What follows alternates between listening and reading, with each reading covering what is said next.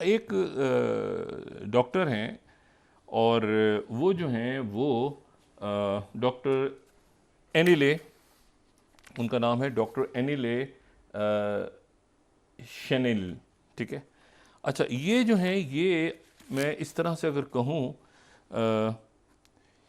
Shane शीलाइन, ठीक है ना, एनिले शीलाइन। अच्छा, ये इनकी 38 साल एज की खातून है, 38 ईयर्स ओल्ड हैं ये। और ये जो हैं ये इन्होंने जॉर्ज टाउन यूनिवर्सिटी से इन्होंने पीएचडी किया है 2018 में। और इनका बहुत वक्त गुजरा है अरब ममालिक के अंदर। इनका जो पूरा थीसिस है वही अरब ममालिक के अंदर जो इंसानी हकूक़ के इश्यूज़ हैं, जो जमहूरियत के इश्यूज़ हैं, जो वहाँ पे गवर्नेंस किस तरह से होती है, वो उनका थीसिस। तो बहुत अरसा इन्होंने अरब ममालिक में गुजारा। अरबी भी बोलती हैं और बड़ी ज़बरदस्त किस्म की एक इंटेलेक्चुअल हैं। फिर ये वापस जब थीसिस इनका कंप्लीट हो गया तो ये पोस्ट डॉक्टरल फेलो बन गई कई जगहों पे, कई थिंक टैंक्स वगैरह में वाबस्ता हो गई। फिर स्टेट डिपार्टमेंट में चली गई और स्टेट डिपार्टमेंट में ये बड़ी एक्टिव रही इन दिनों, क्योंकि मशरिक़ वस्ता डिस्कस हो रहा था। तो ये रिज़ाइन कर गई।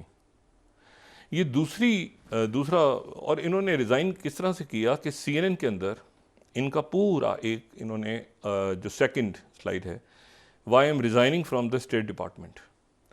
अच्छा, अब इन्होंने पूरा वो कह रही है resigning publicly, I am saddened by the knowledge I likely to foreclose a future. अच्छा, वो कहती हैं कि मैंने 2 साल के मैं कॉन्ट्रैक्ट पे थी और मैं लंबा चाहती थी कि रहूं स्टेट डिपार्टमेंट, लेकिन जो कुछ मेरे साथ हो रहा है और जो कुछ मैं देख रही हूँ यहाँ पे, जो कुछ मुझे नज़र आ रहा है उसमें, और फिर एक इसमें जब ये अपना रिज़ाइन कर रही हैं तो कहती हैं कि मेरी 2 साल की बेटी है, ठीक है, और 2 साल की मेरी बेटी है, और वो जब चंद सालों के बाद मुझसे पूछेगी कि ये जो गज़ा में हो रहा था, तो क्या आप अपनी माँ से पूछेगी कि आप क्या उस वक्त स्टेट डिपार्टमेंट में होती थी जब ये कत्लेआम हो रहा था वहाँ पे।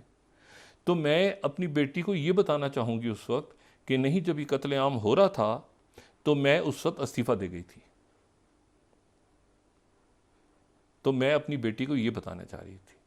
तो ये जो है ये फिर उसके बाद गार्डियन में जो है वो स्टेट डिपार्टमेंट फर्स्ट स्लाइड में दिखाएं कि ऑफिशियल रेजिग्नेशन हाईलाइट्स रिफ्ट्स कि अमेरिका की जो गज़ा पॉलिसी है उसमें बड़े पैमाने पे जो ये बड़ी खबर है, ये बड़ी खबर है, ठीक है ना, कि बड़ी उसकी वजह देखें ये है, उसकी वजह ये है कि जंगबंदी नहीं हुई और बर्बरियत जारी है, सफाकियत जारी है।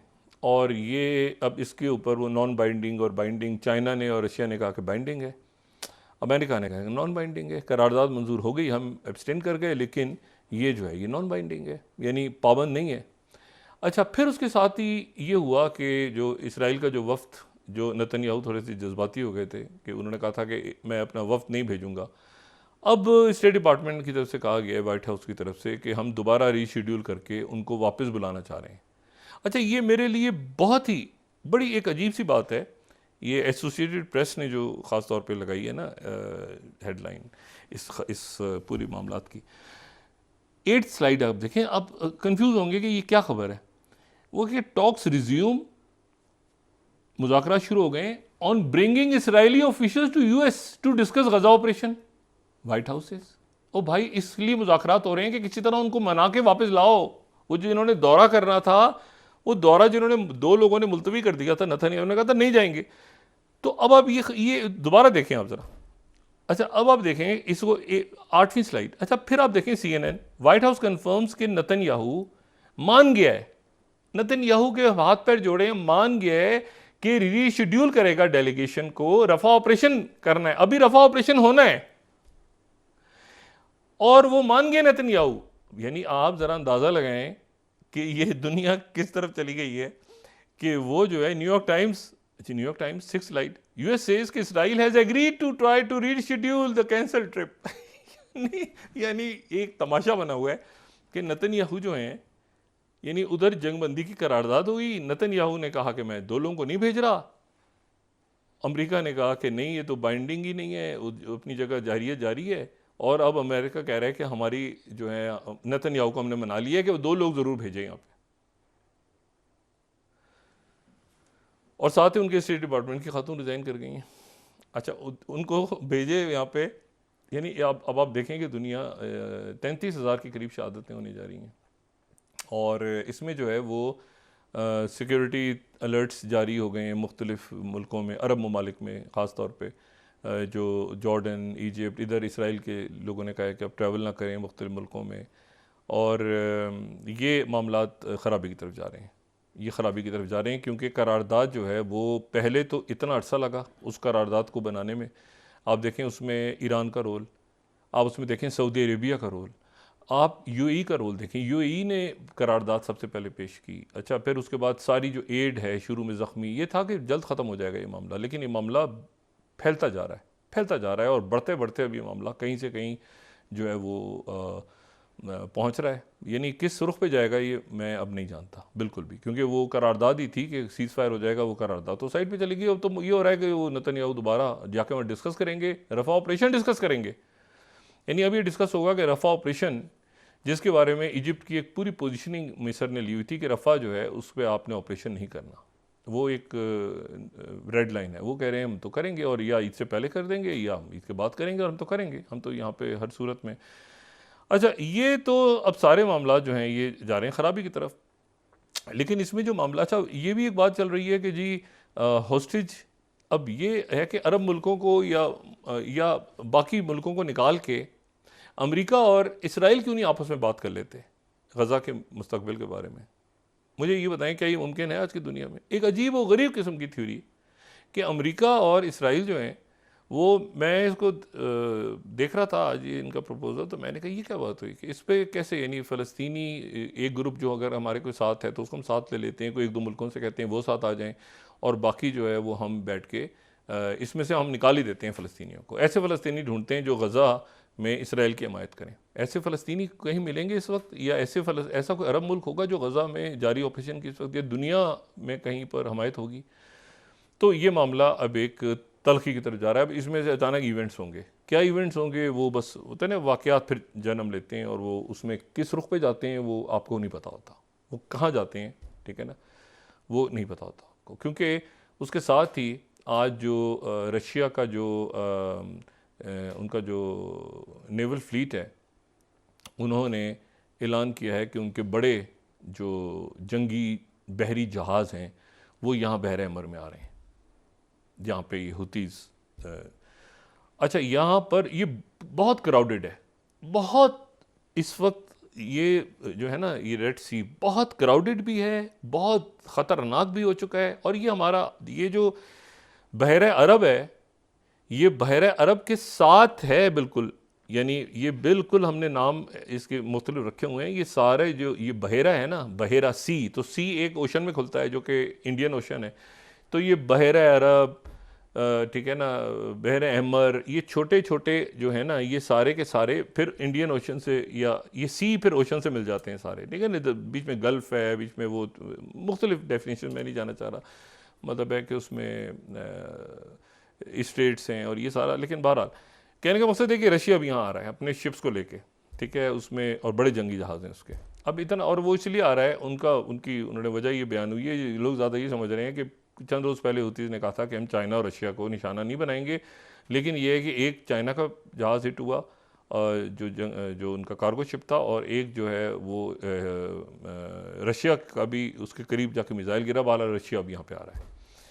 अच्छा, अब रशिया भी आ रहा है, चाइना तो मौजूद है पहले ही यहाँ पे, बेसिस चाइना ने सारी ली हुई हैं, जबूती वगैरह में मौजूद है, और ये अब रशिया यहाँ पे आ रहा है, और रशिया यहाँ पे आ रहा है, और रशिया के आने से अब ये नई पिक्चर यहाँ इमर्ज हो रही है। रशिया अपने बहरी जहाज़ लेके ये बहर अहमर में आ रहा है, और हुतीज़ के साथ उनकी बातचीत और बाकी मामलात और चाइना का ये सारा, ठीक है।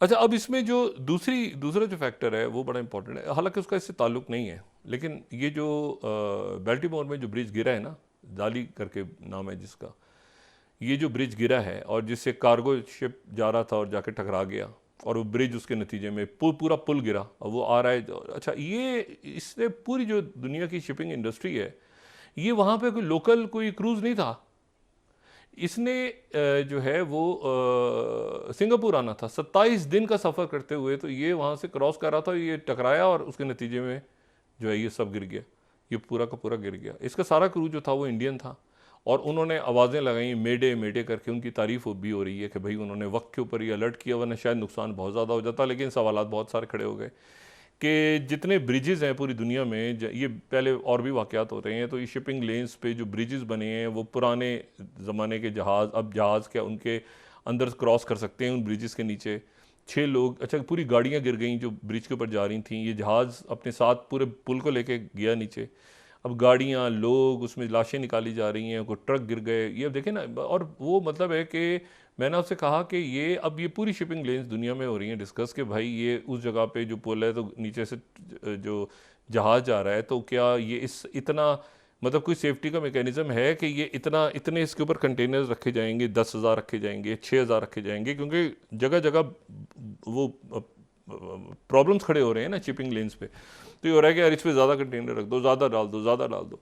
तो ज़्यादा अमेरिका जो है वो उसके कोई 98% जो उनके जो पोर्ट से जहाज़ हैं वो दूसरे मुल्कों के परचम लगे होते हैं उसमें। अमेरिका के सिर्फ 2% जहाज़ हैं जिनके ऊपर अमेरिका का अपना परचम होता है, जो कार्गो प्लेन्स। लेकिन ये तो उधर ही वाक़या हो गया। सवाल खड़े कर दिए इसने और बहुत सारे पेचीदा कि जहाँ जहाँ से जहाज़ निकल रहे हैं जिन बंदरगाहों पे, उनकी सेफ्टी कितनी है। ठीक है, मतलब है कि बांग्लादेश की पोर्ट्स हैं, ईरान की पोर्ट्स हैं, भारत की, पाकिस्तान की, ये पूरी जो मशरिक़ वस्ता के अंदर और मुल्कों में जो नेवी, तो ये कैसे हो गया कि भाई वो पूरा जहाज़ लेके बैठ गया, ये मामला।